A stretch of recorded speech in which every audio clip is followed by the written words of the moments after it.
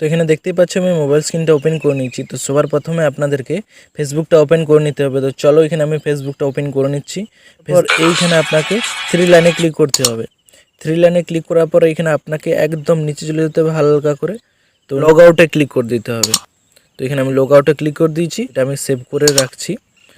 তো এইখান থেকে তারপর লগ আউট হয়ে যাব। তো দেখতে পাচ্ছ লগ আউট অপশান দিয়ে দিয়েছে। তো এখানে আপনাকে লগ আউটে ক্লিক করে দিতে হবে। তো এখানে দেখতেই পাচ্ছ কিছুক্ষণ বাদে লগ আউট হয়ে যাচ্ছে। তো কিছুক্ষণ ওয়েট করে নিতে হবে এইখানে।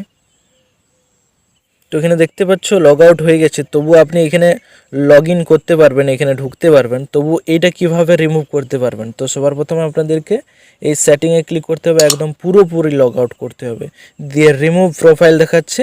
তো এখানে আপনাকে রিমুভ প্রোফাইলে ক্লিক করে দিতে হবে। তো এখানে আমি রিমুভ প্রোফাইলে ক্লিক করে দিলাম, লেখা আছে। তো এখানে আপনাকে ক্লিক করে দিতে হবে। এইখানে ক্লিক করে দেওয়ার পর এইখানে আপনার